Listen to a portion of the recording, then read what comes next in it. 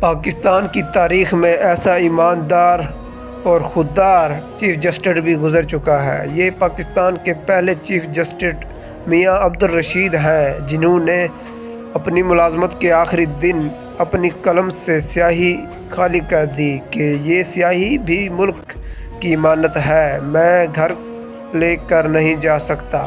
ایسے ایماندار لوگوں کی وجہ سے 1960 میں کیا بات ہے 1960 میں پاکستان نے جاپان کو 12 کروڑ قرضہ دیا تھا۔ واقعی یہ تھے اصل حقیقی اور ایماندار اور خوددار لیڈر۔ اس کے بعد پاکستان کے بہادر لیڈروں کا قوم کے نام پیغام۔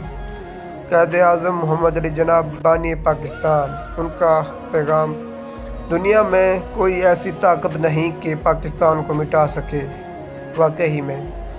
دوسرے نمبر پر پاکستان عظیم لیڈر ذوالفقار علی بھٹو: میرے مرنے کے بعد میری قوم سے کہنا، بزدل قوم کے طاقتور لیڈر کا یہی حال ہوتا ہے۔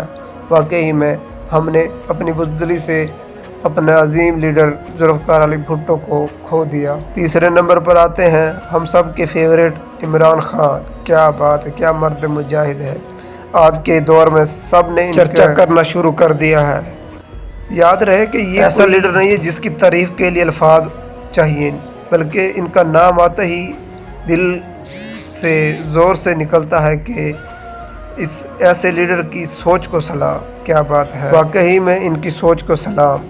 انہوں نے اپنے لیے کچھ نہیں کہا، انہوں نے قوم کے لیے کہا کہ میں رہوں یا نہ رہوں، کسی ایسے آدمی کو منتخب نہ کرنا کہ تمہیں غلام بنا دے۔ واہ واہ واہ، واقعی میں ان کی سوچ کو سلام۔ اس کے بعد جتنا مشکل وقت پی ٹی آئی پر ہے، اگر اتنا کسی دوسری پارٹی پر ہوتا تو آج نہ لیڈر ہوتا نہ ٹائگر۔ واقعی میں ایسی ہی بات ہے۔ آج ہم اپنے لیڈر کے ساتھ کھڑے ہیں، ہمارا کپتان ہار نہیں مانے گا اور ہم ساتھ نہیں چھوڑیں گے۔ واقعی میں ہم اپنے کپتان کے ساتھ کھڑے ہیں، کندھے سے کندھا ملا کر۔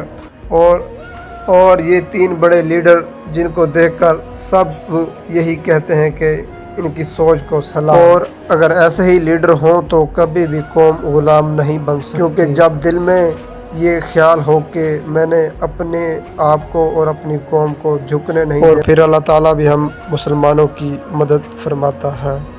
امید کرتے ہیں آپ کو ہماری یہ ویڈیو اچھی لگی ہوگی۔ مزید ویڈیو کے لیے ہمارے چینل کو سبسکرائب کر لیں اور کمنٹ میں اپنی رائے کا اظہار ضرور دیں تاکہ ہم آپ کی رائے سے آنے والی نئی ویڈیو کو اچھی طرح بنا سکیں۔ شکریہ، ملیں گے ایک نئی ویڈیو میں، تب تک کے لیے اللہ حافظ۔